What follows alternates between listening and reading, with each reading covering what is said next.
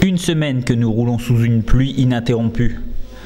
La période des pluies persistantes, disent les gens d'ici, et qui se mêle cette année à la période de mousson en retard, pour des pluies persistantes et intenses. Alors aujourd'hui, nous avons posé nos affaires détrempées chez Mr Bean, à Hué, pour nous rendre en voiture chez 4 filleuls près de Locktree. Malheureusement, pour nos 2 premières visites, notre micro n'a capté aucun son. La faute à la pluie qui l'a mis hors d'usage ? Non, simplement que je l'ai mal branché, désolé. Monsieur Bean est ancien professeur de français. Pour enfants du Mékong, il est responsable des programmes de parrainage de la région, avec environ 150 filleuls répartis sur une quinzaine de programmes locaux. À Locktree, les premiers parrainages ont été mis en place il y a moins d'1 an, en réponse à l'appel à l'aide du prêtre local, sensible à la détresse des familles voisines. Monsieur Bean a rencontré chacune de ces familles et présenté les situations individuelles à l'association qui s'est mise en quête d'une dizaine de parents. Avec la pluie des derniers jours, la maison de Han Tuan est difficile d'accès. Notre guide nous explique qu'elle a d'ailleurs déjà été inondée 2 fois ces dernières semaines.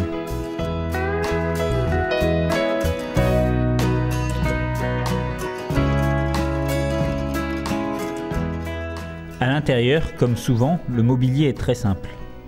Un fauteuil, un banc, une table, la télé et la photo de mariage des parents. Ceux-ci viennent de fêter leurs 10 ans de mariage. Ils ont aujourd'hui 2 fils. Han Tuan, l'aîné, a 10 ans et va à l'école en CE1. Il parcourt chaque matin, 6 jours sur 7, les 500 mètres qui le séparent de son école, où il semble aller avec enthousiasme, puisqu'il nous explique que plus tard il veut devenir professeur. Quelle coïncidence avec son parrain! On sent aussi une grande complicité avec son petit frère de 4 ans. Malheureusement, celui-ci a des problèmes de digestion depuis sa naissance qui nécessitent un traitement médical récurrent. Et la situation des parents est un peu instable. Elle décharge des marchandises avec un salaire qui dépend du poids et de la quantité des colis, tandis que lui cherche du boulot ailleurs, ou l'aide lorsqu'il y a suffisamment de travail pour 2.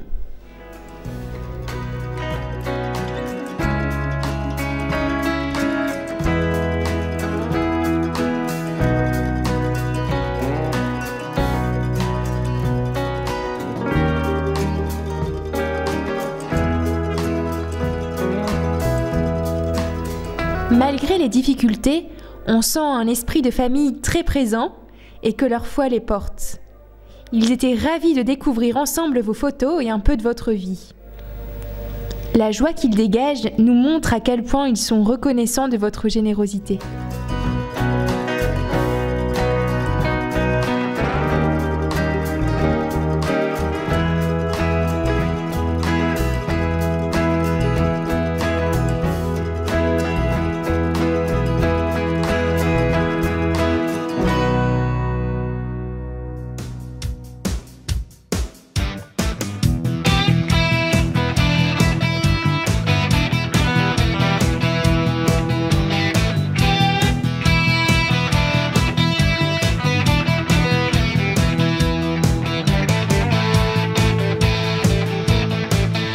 La maison de Bao est perdue dans les ruelles qui ont, elles aussi, souffert de récentes inondations.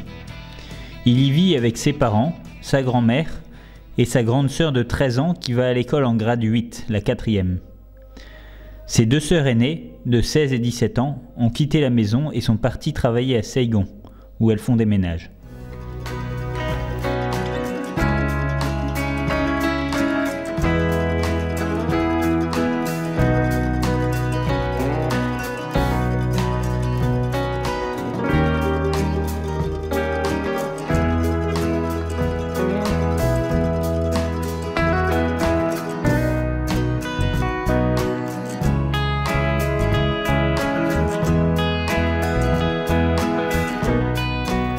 Comme Han Tuan, Bao a 7 ans et ils sont d'ailleurs dans la même classe.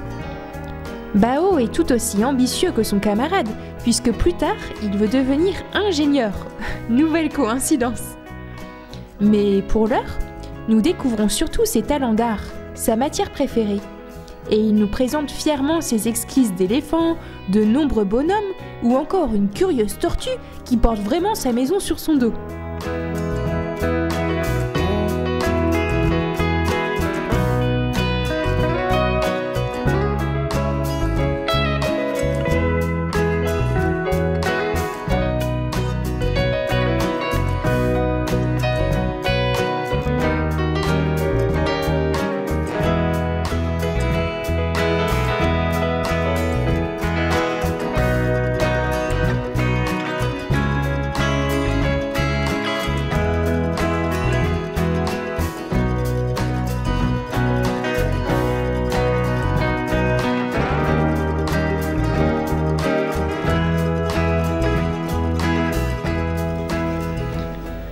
Nous n'aurons pas la chance de rencontrer le papa de Bao, parti travailler lui aussi comme manutentionnaire.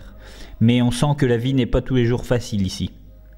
Bao sait y remédier et dès qu'il a un moment libre, il file jouer au foot avec ses copains. Et comme le Vietnam vient de remporter son premier titre de champion depuis 10 ans face à la Malaisie à l'occasion de la Suzuki Cup, la pluie ne va sûrement pas l'arrêter aujourd'hui.